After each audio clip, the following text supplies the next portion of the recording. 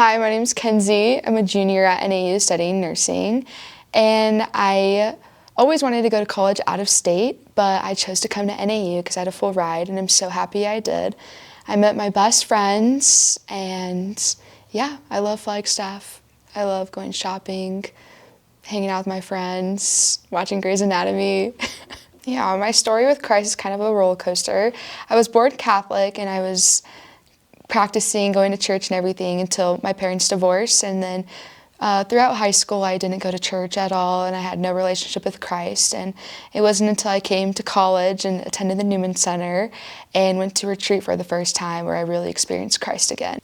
My life was kind of, I wouldn't say depressed because I was a very happy person, but it was like I knew there was a way that I could be happy, and I knew there was a truth, but I just didn't want to believe it. And it was kind of just like, oh, I didn't go to Mass or I didn't go to church for a while, so there's no point in going now. But I knew in the back of my head that there was a reason to life and happiness, but I just didn't choose to believe it. I just didn't care to go. When I went to church when I was a little girl, I kind of was just going through the motions. So I never found church like meaningful. I kind of was just like, oh, like it's just an hour and I go to brunch afterwards. And so in high school, I was kind of just like, it's not worth it. Like, I never understood the true meaning of Mass and what all it entails. I chose to come to the Newman Center freshman year because my Nina, she lives in Flagstaff and she attends regularly, and she's always invited me to come. And at first I was like, no, like I haven't been to Mass in so long, there's no way I'm going. But I remember feeling very lost first semester, and I was kind of just in a bad place. I got involved into a lot of things that I didn't do in high school, and I was thinking maybe I could restart by going to Mass, maybe give it a little hope. First semester, freshman year, was really dark for me. I got very involved in party culture and going to the frats and drinking and everything like that because I thought it was the cool thing to do. And so my weekend consists of school and going to the frats every single weekend. And I was tired of it. I was losing friends. I was losing friendships that I thought were forever because of my actions. So I wanted to look for a restart, something new, something to give me more hope and fulfill the void that was in my heart. And I thought maybe I can try going to Mass. So first semester I was very lost, and I was like, this is not the way to life. Like, I'm here on a full ride. I am a good student. There's no way I should be getting D's and F's in classes. I've never done that before. Like, this is not me. And I didn't like who I was. And I remember attending the Newman Center, and Father Matt was talking about going to retreat. And I was like, maybe I can find new friends this way and kind of, like I said, restart. And I remember my first time in adoration, and it was just so meaningful. The whole entire time I was in college, I was trying to find a purpose here, and I was doing things to fit in with like the wrong friend group. And during adoration, I just had a moment where I just broke down into tears, and I felt God embracing me, telling me my purpose is here with Him, number one in my life. After adoration, I knew that I needed to make some changes in my life to be able to put God first. I needed to cut some people off because they weren't leading me closer to Christ, and I needed to change my actions. And at first it was really hard because I was like, I'm gonna have no friends, I'm gonna be lonely, like, is this even worth it? But it's honestly the best decision I've ever made, and I wish I made it sooner. I think sometimes I would find myself like, I miss having this huge friend group, but I knew that the friend group was not healthy, and there was a lot of things that we did that weren't good. And it took a while where I found out that there are people out there who love God just as much as I do, and you can have fun without getting drunk or anything like that. And it's when I started attending Newman nights, and I met a lot of people, and I can say now that some of my best friends I have met here at the Newman Center. I think He wanted me to love Him and crave Him. I was thinking about like times when, like after retreat, it's kind of like you're on a retreat high, like you're like for the first week, you're like, yes, God. And then it settles down and you're like, oh, like, should I go to this party? Like, but He gave me like this sense of my heart that I craved Him.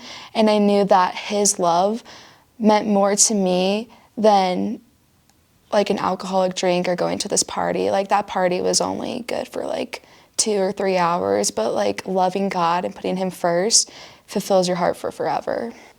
My friendships have brought me closer to Christ because we do things that have Christ in the center. Like my friends will message me like, hey, like, let's go to confession and let's go to breakfast afterwards. And I'm like, yes, or let's go to mass, or do you want to come to adoration with me? And if you like told me this, I would be doing these things 3 years ago, I wouldn't believe you. I'd be like, what, like, Kenzie?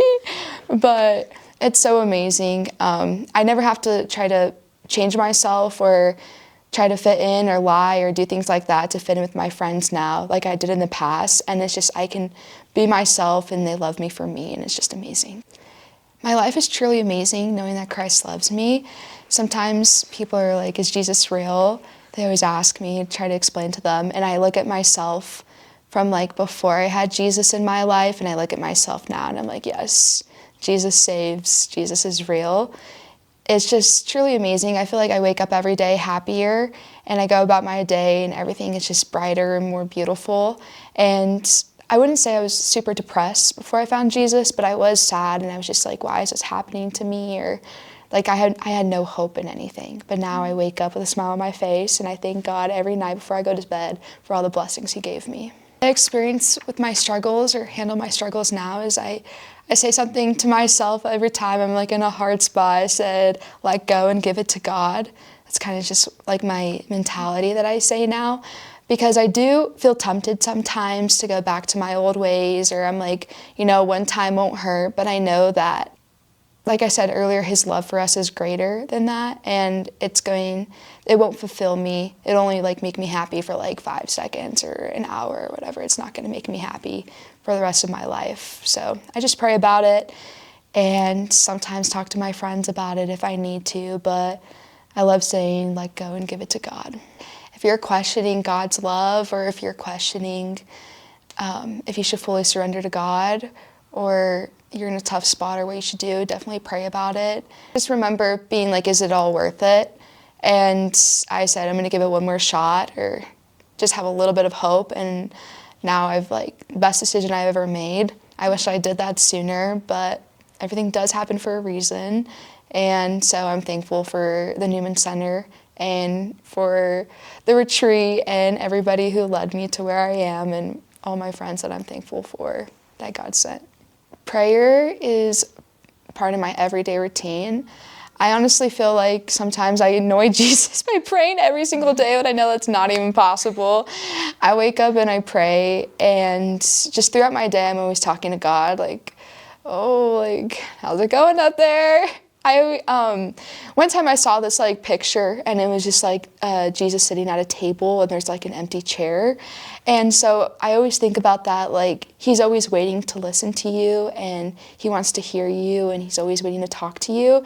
And so sometimes my day could be super busy, or I had a really like long night and I'm in bed, I'm like, oh, I didn't pray. And I just think about that picture, like Jesus is sitting at the table waiting for me.